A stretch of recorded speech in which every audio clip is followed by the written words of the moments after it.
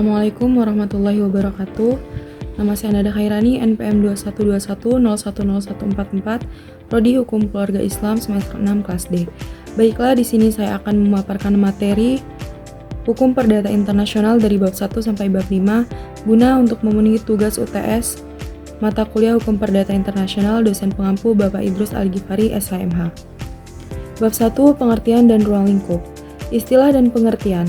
Istilah hukum perdata internasional yang digunakan di Indonesia sekarang ini merupakan terjemahan dari istilah bahasa asing, yaitu Private International Law, International Private Law, Internationalist Private Reach, Droit International Privé, Diritto International Privato.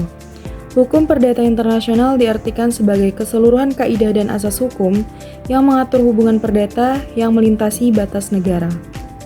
Adapun sumber hukum internasional menurut Statuta Mahkamah Internasional pada pasal 39 ayat 1, yang pertama perjanjian internasional, kebiasaan internasional, asas-asas hukum yang diakui oleh bangsa-bangsa yang beradab, putusan-putusan pengadilan dan pendapat para sarjana yang terkemuka dari berbagai sumber, tambahan bagi pendapatan kaidah hukum, yang kelima putusan-putusan organisasi internasional. Selanjutnya, bab 2, titik-titik pertalian sebagai penentu persoalan hukum perdata internasional. Menurut Sudargo Gautama, titik taut atau titik pertalian adalah hal-hal atau keadaan yang menyebabkan berlakunya suatu setsel sistem hukum. Adapun macam-macam titik pertalian, yang pertama ada titik pertalian primer. Titik pertalian primer adalah faktor-faktor, keadaan-keadaan atau sekumpulan fakta yang menciptakan bahwa suatu hubungan menjadi hubungan HPI. Yang kedua, titik pertalian sekunder. Titik pertalian sekunder adalah faktor-faktor, keadaan atau sekumpulan fakta yang menentukan hukum mana yang akan berlaku atau harus digunakan dalam suatu hubungan HPI. Selanjutnya, bab 3, status personal dan asas-asas dalam penetapan kewarganegaraan dan domisili. Pengertian status personal. Status personal diartikan sebagai kondisi atau keadaan suatu pribadi dalam hukum yang diberikan atau diakui oleh negara untuk mengamankan dan melindungi lembaga-lembaganya.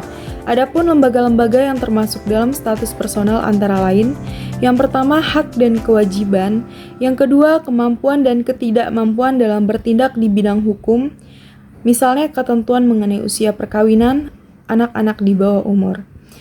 Adapun ruang lingkup status personal yaitu yang pertama konsepsi luas. Status personal meliputi berbagai hak-hak hukum pada umumnya, termasuk permulaan dan terhentinya kepribadian, kemampuan untuk melakukan perbuatan hukum, perlindungan kepentingan pribadi, persoalan yang berkaitan dengan hukum keluarga dan waris. Selanjutnya, konsepsi yang agak sempit. Konsepsi ini dianut oleh antara lain Prancis.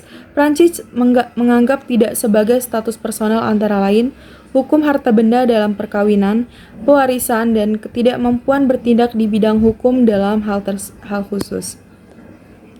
Misalnya, seorang dokter tidak diperkenankan memperoleh suatu hak yang timbul dari pasiennya. Yang ketiga ada konsepsi yang lebih sempit. Menurut konsepsi ini, hukum keluarga dan waris tidak termasuk dalam status personal.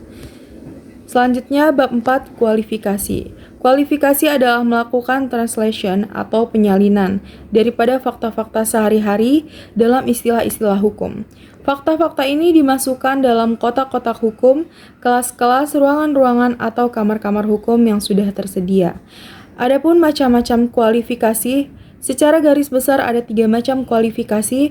Yang pertama, kualifikasi menurut Lex Fori, menurut hukum hakim. Yang kedua, kualifikasi menurut Lex Calci, yaitu hukum yang dipergunakan untuk menyelesaikan persoalan HPI bersangkutan.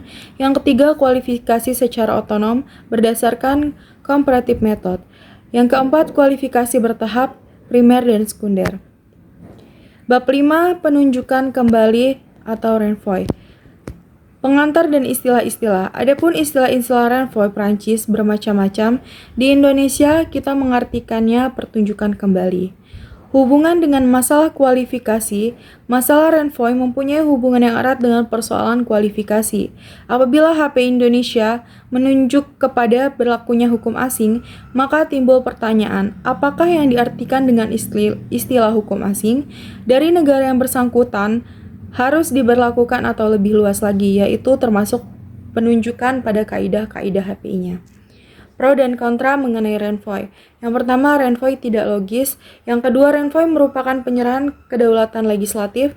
Yang ketiga, Renvoy membawa ketidakpastian hukum. Sedangkan mereka yang menerima Pro Renvoy mendasarkan alasan-alasan sebagai berikut.